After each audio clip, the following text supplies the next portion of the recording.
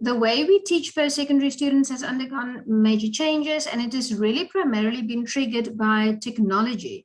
And then there was a sudden immersion of online learning, of us into online learning as a result of COVID. So most of our students are now studying online. So if you think about how technology changed the way we study, think about how technology has changed the way you shop, and how technology has changed the way you go to the movies or not. And technology has changed so much. So obviously technology will also change the way you study. And then COVID-19 just fast-tracked that. So as I said, most of our students are now studying online. And the good news is that there's no empirical evidence that says that classroom instruction benefits students more compared to alternatives from a learning achievement perspective. You don't need to be in, there isn't a lot of evidence that suggests it is that much better to be in a classroom. I don't know to what extent we will ever go back to the classroom, but what I do know is that online learning is here to stay. So in this session, we will look at online learning. How do I evaluate the quality of online learning, of my online learning course? And what does quality look like? And what I thought was for, I don't know, is it 100 years, 1,000 years, for 2,000 years, we had face-to-face tuition under a tree or in a classroom, and we intuitively know what good face-to-face tuition looks like. Do we intuitively know what good online learning looks like? Probably not. Okay, so we can start with the students' expectations. Okay, your expectations have changed in the digital world. So they are now new student expectations, and it's triggered by changes in society and technology. Like when you order something online, you now expect that company to come and fetch it for free if you don't want it anymore, like Takealot. And what is quite interesting is one organization can set the benchmark. So Takealot could be comparable to Amazon. So Takealot, you're so used to buying, come fetch it, and I buy 10 carpets, I try one out, I say, come fetch the other 9, that's now the benchmark. So when I'm engaged with an organization where I can't do that, I'm like, oh, okay, now I thought that was the benchmark. So your expectation has changed.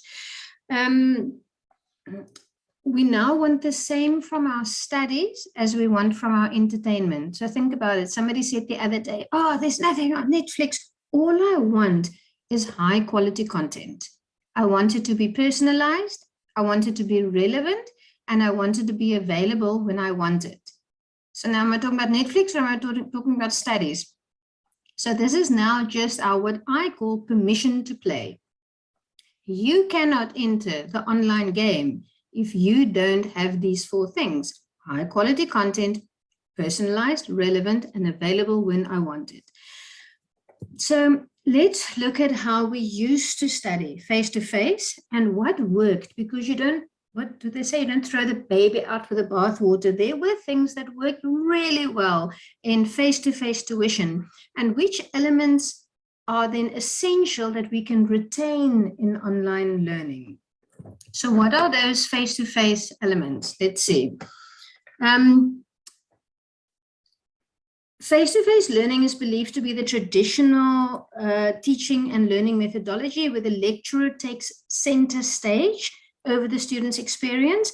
It occurs in the presence of a lecturer, and the lecturer is depositing knowledge for students in a demarcated classroom using traditional methods. They call it lecturer-centered, and traditional resources like textbook, chats, chalkboard, and things like that. So in spite of the lecturer-centeredness of face-to-face, there are key elements to this methodology that really worked well.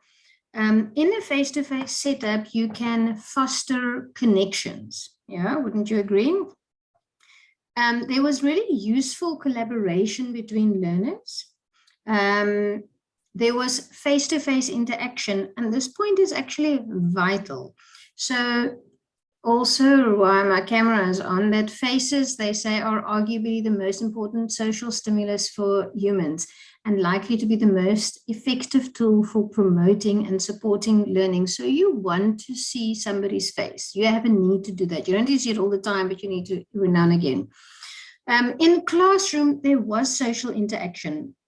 So you had the ability to discuss things and you could collaborate and you could practice and role play, and it was all live and it was with the guidance from a facilitator who was on hand. And being part of a group and being held accountable by that group are really powerful learning tools, because the social interaction adds richness that is hard to replace in the digital world, but it's not impossible. As Tom and Barry will illustrate just now, it is not impossible. So the question was, can we copy these features in the virtual environment? So can we take what was good in the classroom and now put it in the digital environment? And then when I'm in the digital environment, can I add more benefits using the available technology? So what is the benefit then of online learning? Or what's the extra benefit that I can exploit now that we are online anyway? So one is that we can introduce the game model, the video game model. And then the other thing is we can gradually release responsibility to the learner. The session was going to be, but my marketing team told me it's not that compelling. It was going to be online learning, let the learner do the work. And then they said that won't draw a crowd. So we changed it to, what was it? Compete, revenge, next level. So I will talk to you about the gradual release of responsibility. But first of all, we're going to look at the game model, which is probably the one that sounds most exciting anyway. Okay, so when we or BPP put together a very good online course, they use things that they found in a game environment in their education. So when we learn online, we can more effectively apply the game model in education than we can in a face-to-face classroom. If you think about your favorite online game, I don't know, is it Candy Crush? Is it Animal Crossing, Grand Theft Auto, or Roblox? They all have the following things, mostly have the following things in common. And good education, online education, borrows from this. They insert you at the right level. So I watch my kids play and I can see how is the game that clever that it really just inserts you at the right level. So later, Tom and Barry will talk about how their online course inserts you at the right level. An online a video game gives you achievable challenges. It's quite interesting. It has to just be achievable. So maybe that equates to a quick quiz or tests or something at the end of a chapter. But my kids are playing, I don't actually know the game that they're playing, but they have to solve this puzzle and solve this puzzle. And they try and they try and they have to lift this and turn that thing 3 times and do all kinds of things. But my 5-year-old struggles as much as my husband, as my 13-year-old, but it's achievable in the end. Sometimes after an hour and sometimes after 3 days, they get it right. Then you have player reward for effort. It's not just that you go right to the end. It's every time they move you on to the next level. Doesn't Candy Crush work like that? You then go to, you're now at level 104. There's also incremental goal progress. It's not just about getting to the end level. You've got incremental progress. You go from this level to that level to that level. You also in an online game get ongoing feedback on your progress. If you think, it sounds very academic, but think about my daughter plays minion games and then she has to get bananas. You now have 70 bananas, 700 bananas, 900 bananas, 1,600. Hey, mom, look, I've got 2,000 bananas. And what is that? It's ongoing feedback on your progress. But the real dopamine reward is in response to the player achieving the challenge, solving the puzzle or crossing the road without getting driven over by a truck. And then you needing to progress to the next step or the level of the game. And that is really the real dopamine. So you have players or students working towards, you've got a player working towards a clear goal. It's a desirable goal. It is within their range of perceived achievable challenges. They reach levels of engagements, much like the focus and perseverance we see when you play video games. You are so focused because when you are playing this game, when you apply these tricks, I call them tricks, things, no, not tricks. When you apply these elements, you get that type of focus and perseverance. And the incremental progress recognition we see in video games can be achieved in online learning through tests and intermittent and immediate feedback, or you get results. Online games do this too. They pay you off with, the payoff is increased focus and resilience and willingness to revise and persevere towards an achievement goal, as it's like Roblox. Online learning that has the same elements get the same. Yeah. The game model in education develops the students' awareness of their potential to achieve success through effort and response to the feedback. The awareness extends far beyond the virtual classroom walls. So now I'm just going back one, and I said, okay, so we were going to look at video game models and how now you know why it's so addictive or why it's so compelling, and you see the banana and you can cross the road and all those things. And now we're going to talk about the let the learner do the work, the gradual release of responsibility, and why that is an element. It's not a gaming element so much, but it is an element of online learning that works. Okay.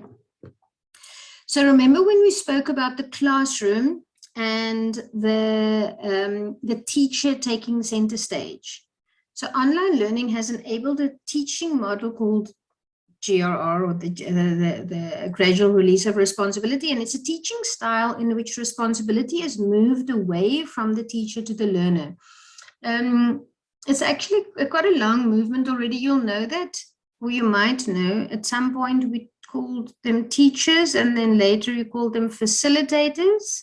And it's a little bit in line with this. You move away from teaching to more just facilitating. We also used to broadcast, like at school. Do they call it spoon feeding? I think, I don't know if that's fair, but it's let's call it broadcast. So like at school and at university, but the online system in fact supports the gradual release of responsibility.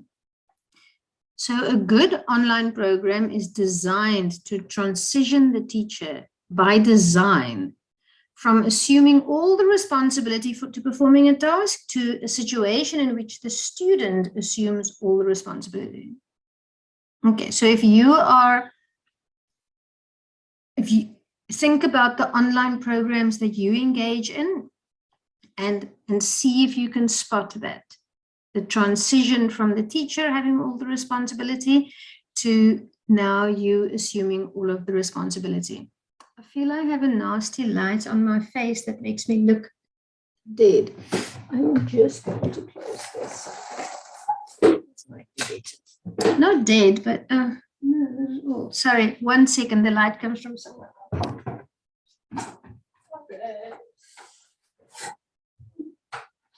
Okay. Tom, were you thinking I was looking a little bit white on the one side? It's just shining my face. Okay, where were we?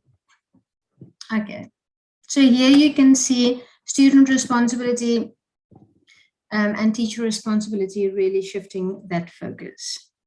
Okay. The instructor is replaced by the facilitator with less control over where and how learning takes place. That will feel very familiar to you. It's more self-directed. And the result is, and you're going to love this, the result is a confident learner who is capable of handling the task for which they have not yet developed expertise. So what good online learning does, it enables you to handle a task for which you actually haven't developed the expertise yet, because you've now learned how to take more of that responsibility. So the next thing comes along and you can then do that too. And this isn't me making it up. It's really clever people and a lot of research that has shown when you gradually release the responsibility, it enables people to manage their own studies beyond the course to meet the demands of continued learning throughout your career. So does that make sense? Gradual release of responsibility enables you not just to deal with your current studies, but to ongoing in your life meet the demand of the continued learning. Now, isn't that something? Okay, so bringing all of this together, can we create online learning that ticks all the boxes? Tom says, yes, we can. So I am now ready to answer the question, what does good online learning look like? I want to, hang on a second. I don't know how to annotate on here. So what I do, wait, sorry. No, people are dying now. I know what I'm doing, guys. I practiced this. Hang on a second. I am going to do this. Okay. So what I wanted to do was, no, not this, sorry. Okay, I decided to do this as an interactive model. Okay, great, there we go. You can see that? Can you see a little block around short and relevant? Ah, fantastic. Okay, yes. So great. So good online learning, if I had to have tick boxes, what would that look like? So first of all, any good online learning should meet our permission to play expectations. And that was, it must be, it's not on here, but so let me just move that aside. Our permission to play was, think about Netflix, high quality content, personalized, relevant, and available when I want it. And the game model and gradual release of responsibility tells me it has to have the following. It has to be short and relevant. The key word here is chunks, bite-sized learning. So we can check if Barry and Tom's online learning is indeed bite-sized. Is it easy to find the content? Is it easy to navigate? Or is it just a bunch of, what did online learning look like in the past? It was a bunch of videos and a bunch of, not by BBP, by other people, a bunch of videos and content that was dumped into a folder and you have to navigate it yourself. But now, is it easy to navigate? Is there articulation of knowledge? And articulation means it fits onto each other. So my new knowledge fits nicely onto my old knowledge or my existing knowledge. And that's how we learn. We always have to map something new to something we already know. Is it nice and streamlined? And are there a little bit of soft skills thrown in there as well? So one criteria is it should be short and relevant, nice and bite-sized chunks.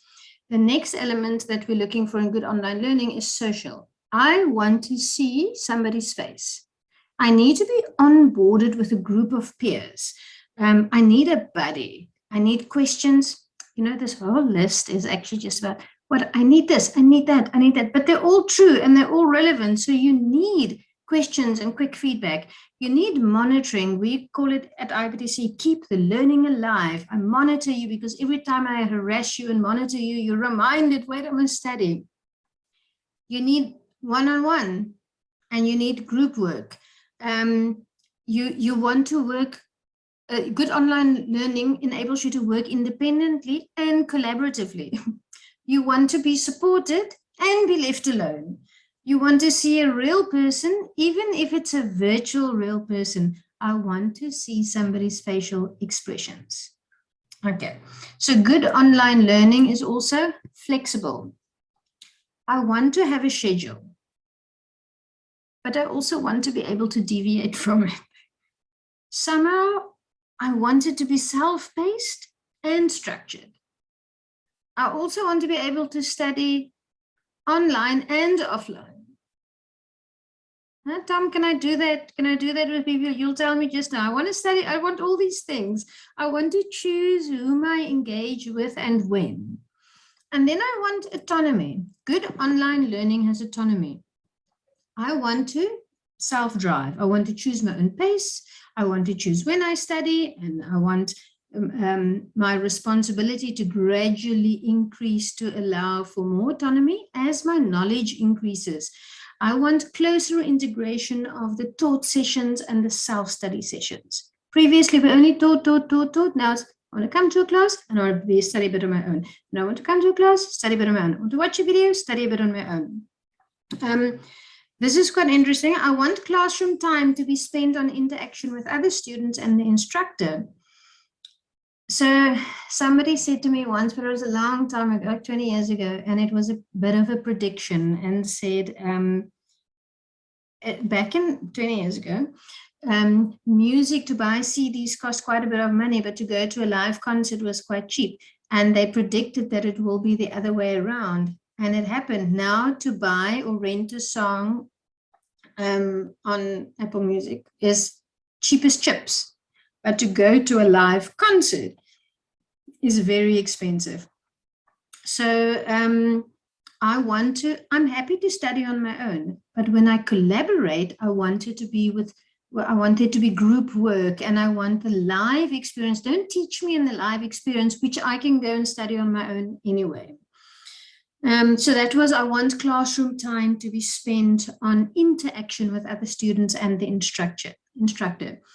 I also need my material to be designed to be used after class to review and study. Successful online learning requires a focus on what may be done virtually in class with interaction between students and instructors, and what may be done by myself online, providing flexibility and wide access to resources and experts. So I've got online, everything is there, but I've got a little bit of autonomy to engage with it the way I want to. Then we look at the game model. So just to reiterate that, I want my learning to be exciting. So we will see how exciting that Tom and Barry's presentation is. I don't need it to be quite as exciting as my video game, but I want it to be close. I want a clear goal. I want it to be paced. I want you to show me my progress. I want challenges, and I want player reward. I want reward for my effort. I want incremental goal progress, not just a final product. I want to do tests and challenges and get feedback. I want increased gamer or student control. I want choice and independence. I want content choices, delivery choices, platform choices, and challenge the instructor to move away from selecting and transmitting information in large blocks or in large chunks. I want smaller chunks. We used to have, we still have, I shouldn't knock it. We have 3-hour lecture sessions, and that's great. And maybe that is a chunk in a smaller chunk in a week. But maybe you also want a 20-minute lecture or a 30-minute video lecture. Okay, and then finally, engagement. Good online learning has the right level of engagement for me personally. So BBP's got something which I learned, which was quite nice. They've got proactive and reactive support. And then proactive support was they contact you. They harass you, but they really push you. And at some point they say, you know what, we pushed anymore. And then they step back a bit, and then it's reactive. Then it's, if I ask for help, they will react to me. And that is, I think that is quite nice. That's the right level of engagement. The argument is that we want students to be engaged. I always say, studying, what do I always say? Oh, I can't remember. An engaged student is a studying student, or an engaged student is a passing student.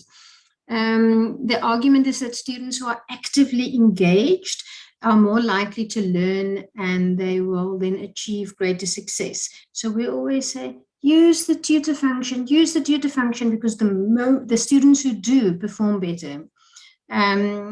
And then with good online learning, the student engagement is really facilitated through design and arrangement of the learning material. So you can actually design that in there. And the presence of a facilitator and the attitude of that facilitator all helps to increase the engagement. So I think at the end of the day, I am able to answer your question. Let me see, which was, I'm not going to go through this whole list, don't worry, you'll have heart failure. Can I give you a tick box of what makes good online learning? So that was that circle we just discussed. I just want to highlight a few points before I hand over to Barry and Tom. Let's just see if I can do this snazzy thing again. Okay, let's see. Okay, so I just want to say, in terms of some new the minimum requirement, I want it to be high quality content. IPTC believes that it has got the best of breed. We have the best online content available by partnering with BPP. You want it to be available when you want it. Our courses start at any time. You want to see somebody's face. We have events like these conferences, but every Tuesday at 4 and Thursday at 6 p.m. we have an open Speak to Us session, and anybody in the world can join and chat to a tutor, chat to fellow students. It's online. You can access it from our website. Our onboarding is via a virtual session like this. We monitor. We've got hand holders. They probably have fancier titles than that, but I call them the hand-holding team, because they keep in contact with you to make sure, have you booked your exam? When are you sending in your next test? We do that. We give you a study schedule, which you can follow, a study program, but you can also deviate from it. You can study offline and online. So all our programs, whether it's Home Study Plus or virtual classes or online course, it all comes with hard copy books, because we know you like to underline and highlight. And you have the BPP online resources, which Tom and Barry is going to show you just now. And a couple more things that Barry will talk about. Responsibility increases gradually, and we do personalized engagement through our handholding. It's literally one-on-one. One person phones you and says, hey, how are your studies going? And that's how we monitor you. And that is, I think, my section. I just want to recognize that for this, I did a little bit of research, and these are the sources that I just want to acknowledge. So at this point, I believe it is over to you, Barry and Tom. Thank you, Nikki. That was a really fantastic run through, and it was really nice to see that the BPP hit a lot of the points that you'd mentioned already, and I'm looking forward to demonstrating that along with Barry this afternoon in a quick session.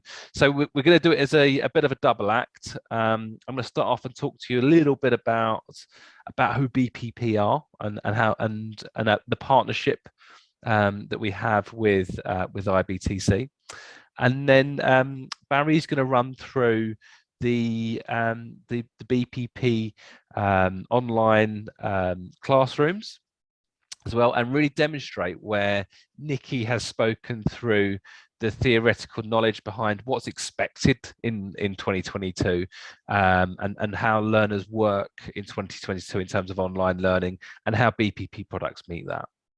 So first of all, I just really wanted to give you a bit of a demonstration, really, about the partnership, this really strong partnership that the IBTC and BPP have had over the years. And it's really nice to hear Nikki say that she works with the best of breed. I think that's a really nice way to put it. And I think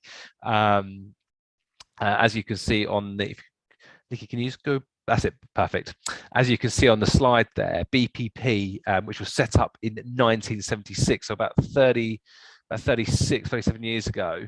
I thought 46. More like 46. 46. Yeah. Sorry, my maths isn't so good.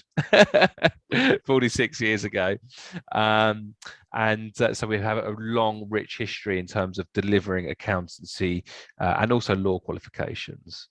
And then in 2006, obviously, IBTC was founded. So again, a long, rich history in terms of delivery, which was then acquired by Nikki and Rob in 2008, who own and manage the business to this day.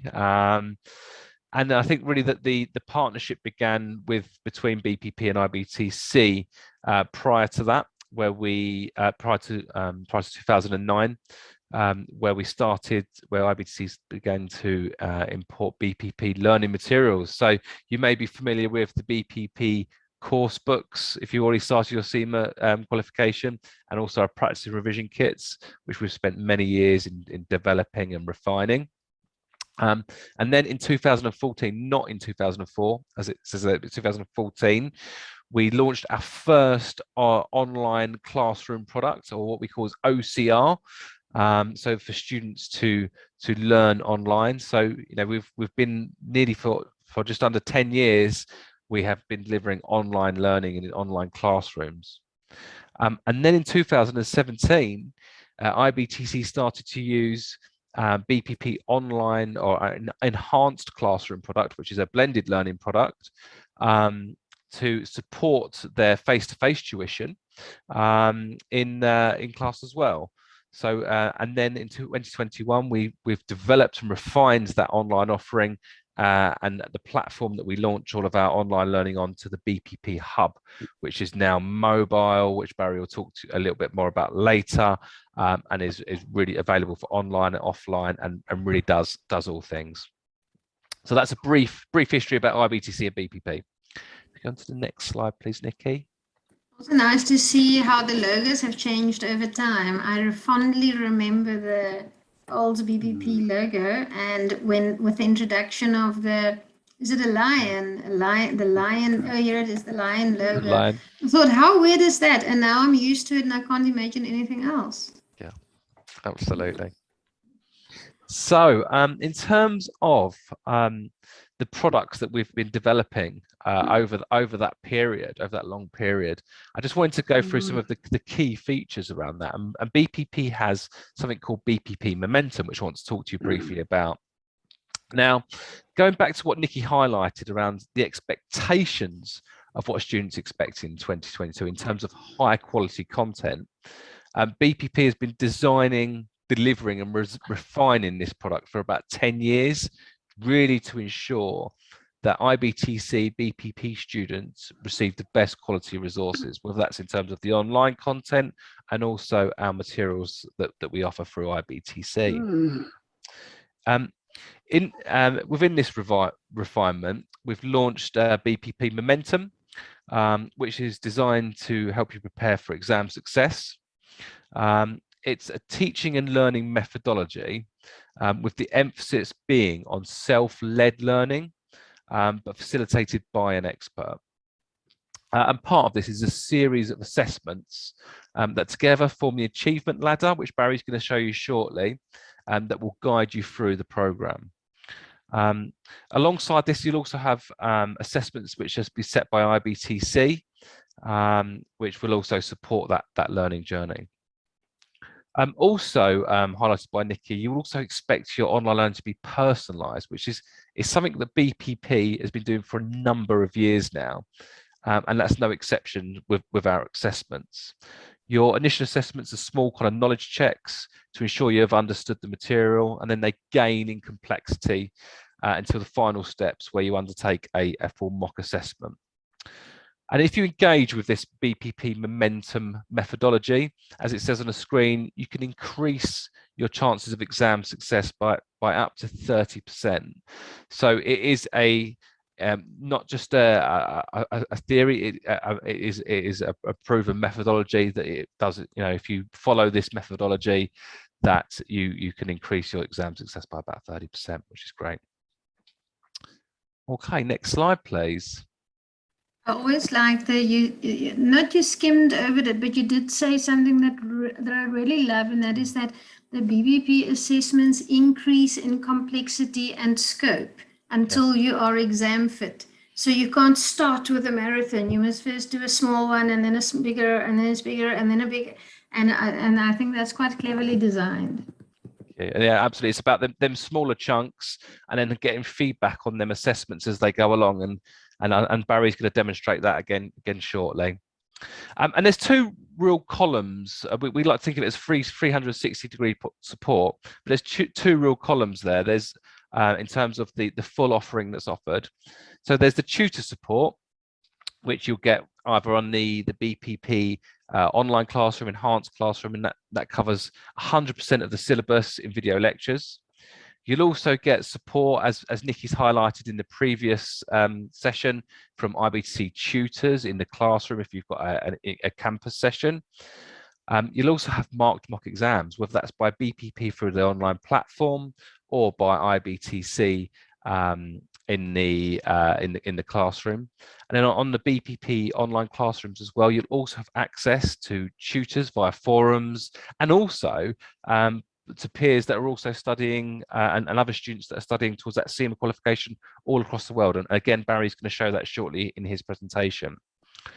And then alongside this, we've got our proactive performance support team that Nikki was highlighting before in her part of the session.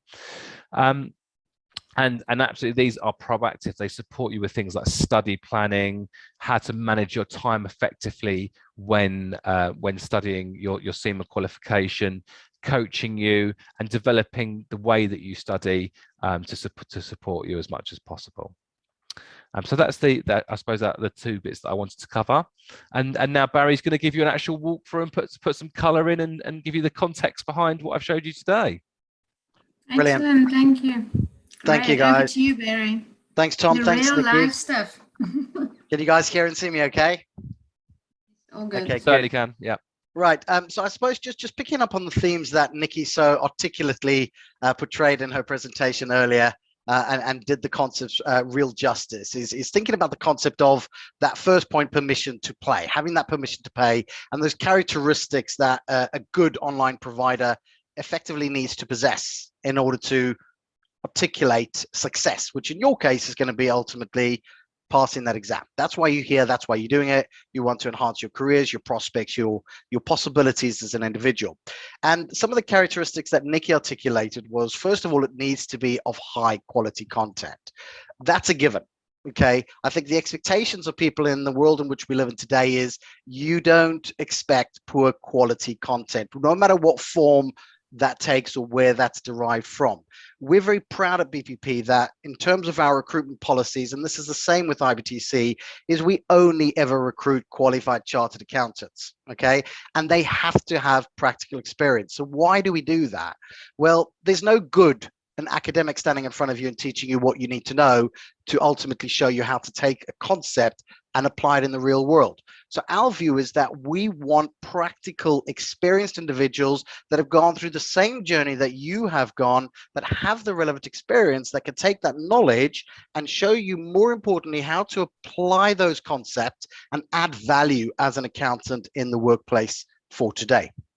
A second characteristic that was required to be, and I'm just going to share my screen here quickly. 2 seconds.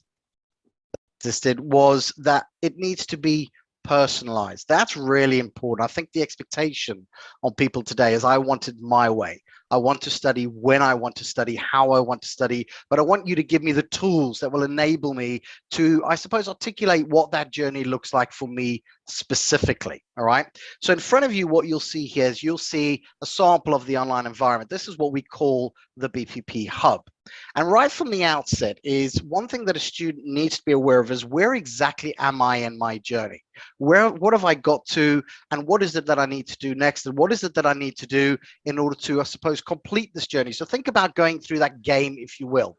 Now, what we're not going to do is present you with a bunch of bananas that you can collect or a bunch of blocks that you can line up. But the concepts are what underpin the design and ultimately the articulation of this platform itself.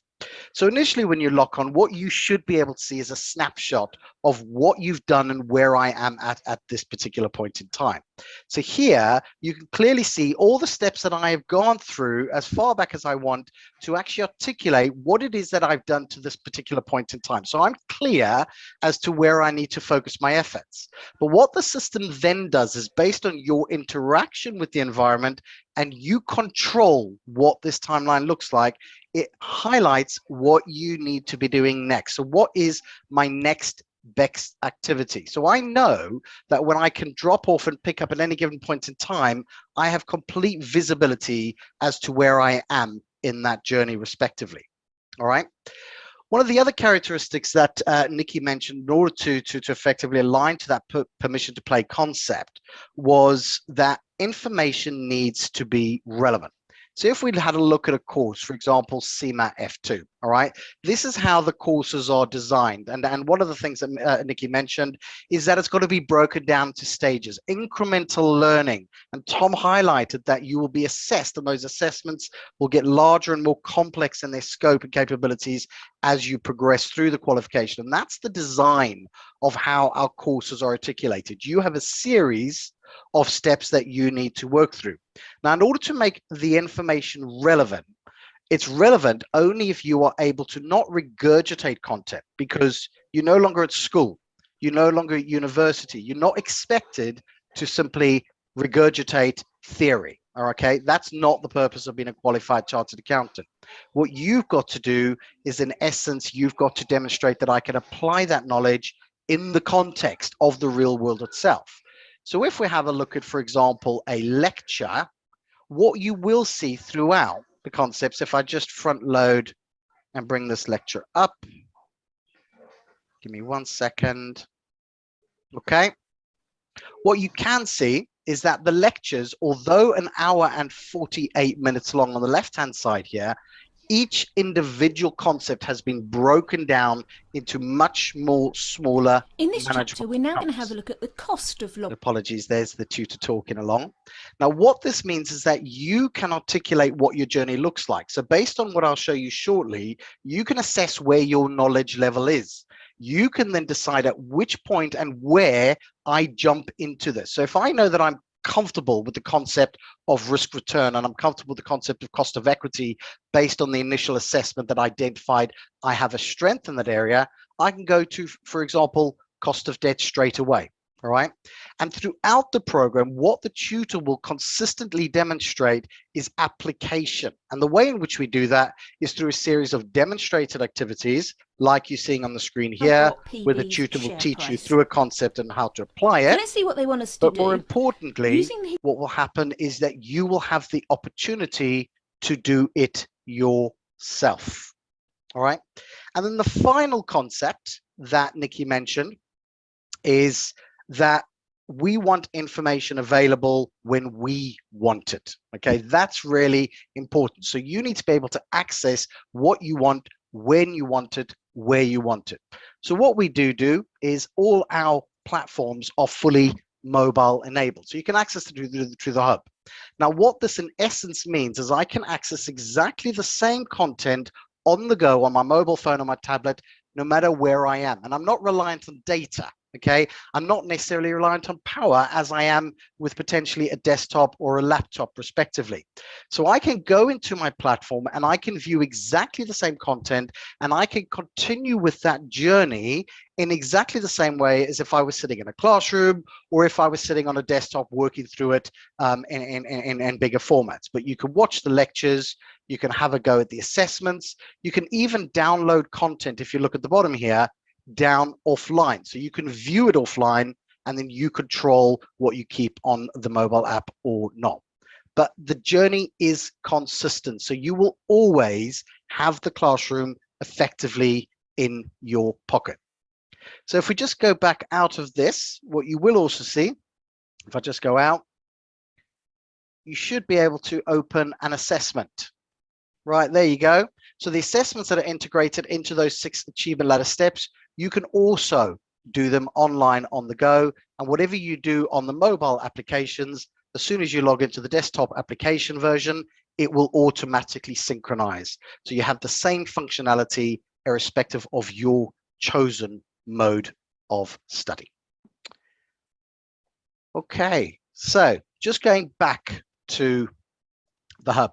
Now, the next point that Nikki went to go on and talk about was the benefits of face-to-face. And some of the benefits that Nikki mentioned was that you need to have the ability to foster connections, I think create collaboration, have social interaction, how important that really is, but also have the ability to, in essence, discuss, collaborate, and role play. So how does an IBTC program do that? Well, first of all, through those face-to-face interventions that Nikki mentioned. But in addition, on the online platform itself, you have the ability to engage with your peers as well as with the tutor. So in this forum, for example, we are used to chat rooms. It's how we talk every single day with our peers and with our colleagues, is you can create your own discussion topics, upload videos, documents, share ideas, or you can simply engage in an existing discussion that's been posted by either the students or the tutors respectively. Next thing is Nikki moved on to the concept of the gaming model concept. So this is the, I suppose, the exciting thing. So as I mentioned, what you won't see is bananas or blocks building up here, but what you will see is the mechanics of what those games do integrated into the learning journey itself. So first and foremost, Nikki said that it needs to insert you at the right level. You need to understand, well, where am I going to start? So the way in which you can do that is multiple ways. One, the design of our programs are you will be presented with a series of technical concepts. So you'll watch a lecture, and as I've shown you previously, those lectures will be broken down into small manageable chunks so that you can retain that information better. But after each topic that is taught, you will then be presented with an online assessment. And this online assessment will focus purely based on your performance on that particular topic area at that point in time. It seems my Wi-Fi is going slow, so apologies. All right. In addition to each topic, including a series of assessments that you can use to assess at which level you are at and where you need to be starting, you then have a comprehensive assessment that encompasses all those elements at that particular step. So go back to what Tom said. Tom said that our assessments are designed to test you in incremental stages, getting more bigger and complex in scope. So these individual assessments on a topic by topic basis is your starting point to see where you're at. But what we then do is test you on everything collectively and collaboratively over a period of time. So for example, if chapter or step 3 takes you to the end of chapter 12, the achievement ladder step will in fact test you on everything from chapter 1 through to chapter 12. Whereas if we look at step 2, it only covers chapters up to the end of chapter 8. So the achievement ladder step will in turn only test you on those concepts up to step 8. So ultimately, by the time you get to step 6, you are doing complete mock exams that are going to be testing you on those particular principles. So that then aligns to that concept that Nikki mentioned, that they need to be achievable challenges, small staged incremental learning. What we also want as a player is we want some kind of reward. We want some kind of visual recognition that I'm progressing through this particular paper. And there's 2 ways in which the system does it. The system updates your progress bar. So ultimately you start at 0 and you work through to 100%, meaning that technically by the time I get to that, I should be able to be competent in passing that exam and achieving success. The way in which you do that is by working through the content, and you control what that progress tracker looks like by marking off what you have completed. So what you can see, it went from 17% through to 20%. The other way in which we, I suppose, reward for effort is your goal is to get each of these achievement ladder steps to turn green. And what that does is demonstrates your competency in that area, but more importantly, refocuses your efforts on where you need to be spending your time. All right. And then the other important aspect of all of this is actually feedback. Well, each of the assessments that you complete that I've demonstrated previously, you're provided with feedback. So here I printed off some feedback. You get it online, but you can also print it and save it down and share it with your tutor if you so wish. But what it does is it demonstrates what you inputted into the system and what that result was. So here I got this incorrect, and it tells me what the correct answers were, but even more importantly, it tells me why I got something wrong. That's important, because what that means is I can then focus my efforts where those efforts need to be spent, and I'm not wasting time and effectively incorporating ineffective study practices, because that's how students think. I focus on what I can do, and if I just ignore what I can't, then it'll go away. It doesn't work like that in the context of real exams. And then finally, Nikki went to go and talk about gradual release of responsibility. We know that online learning has had to evolve. And as a business, our strategy is all about acquisition of skills that is going to enable our online learning platforms to go to even the next level. Okay, so we've recently bought a business that possesses that skill, and we're going to bring that skill in and redesign and develop our concepts. But the concept of GRR, or gradual release of responsibility, is that the onus is on you. Now, hopefully what you have seen is that the responsibility to work through this and to define what your learning journey looks like comes down to you and you only, but supported by a facilitator, which would be your tutor or your lecturer. So how does our program, I suppose, incorporate this concept? Well, the system itself is a framework, and it's up to you as to how you use it within the structured milestones that the program will include. So we will guide you as to when certain concepts need to be completed, but you decide how and when you get to that. In addition, IBTC will provide you with defined milestones that they want you to adhere to, so that you maintain that momentum, so that you stay on track, so that the ultimate goal means that by the time you get to the exam, you are competent and ready. Now, another point that Nikki articulated is the concept of how that delivery is actually delivered. Now, at BPP, for example, we teach in a threefold manner, all right? So first of all, our job as a lecturer or a facilitator is to tell you what you need to know. So the way we do that is in the lectures and the content that you presented with, we will first of all tell you what you need to know at a particular point in time. Okay, so that is the tell me bit. But remember, with GRR, ultimately we want the responsibility to move away from the facilitator and through to the student. So what we will then do is follow that up with an illustration where we will show you how to apply that concept. So tell me what I need to know, show me what I need to know. And then finally, the responsibility switches to you, the student. And the way in which we do that is we present you with activities. And this is the point in which you let me try. Okay, so this, in conjunction with the online assessments, is where the responsibility of this particular program falls away from the facilitator and moves towards you, the actual student themselves. Now, that's really important, because if we think about different learners and different learner styles, one thing you need to be aware of is that statistically, if I am a student and I'm listening to what my lecturer is saying, as a human, on average, I only have the ability to retain about 10% of that information, okay? Which means that for every hour that I'm listening to someone or I'm watching a lecture for an hour, I'm only retaining 6 minutes of those 60 minutes that I've watched. Whereas statistically, a student can retain up to 80% of information by actually doing. Now, this is a basic principle that you guys have been going through your entire life. You were born, you learned to crawl, you learned to fall, crawl, and eventually you could crawl. You then started to stand up and walk, but you fell down and you walked. What you're doing is you're learning by doing. And that same principle we've brought into the actual design of the way in which our programs are delivered. So in summary, and just to finish off, is hopefully what we have been able to show you in this platform is that it's taken those really interesting topics and concept that Nikki was going through earlier in terms of gamification and GRR. And we've integrated those elements inadvertently into ultimately the experience that our students and IBTC students would see. So in summary, have we answered those questions that Nikki portrayed at the end?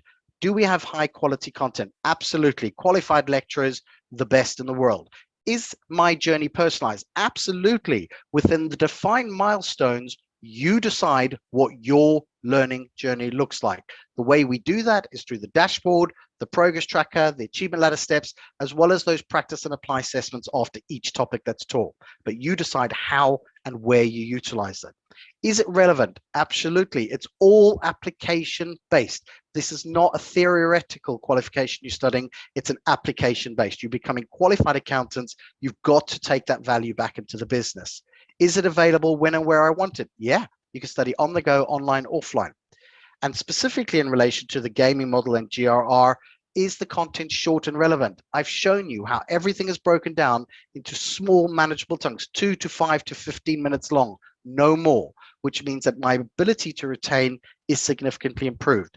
Do I still have that social intervention? Yes, through the face-to-face interventions with IBTC, but you've also got the social aspect of the chat rooms or the online forums. Is it flexible? Is it autonomous? Yeah, you decide when you study, when you start, when you finish, based on your own work and life commitments. Is it engaging? Hopefully you've seen that it is. And as you experience it, I think you'll agree it's an absolutely fantastic platform that more importantly delivers the desired outcome. And that desired outcome is to allow you, the student, to study smarter, not longer. Okay, that's it from me. Thank you, Nikki.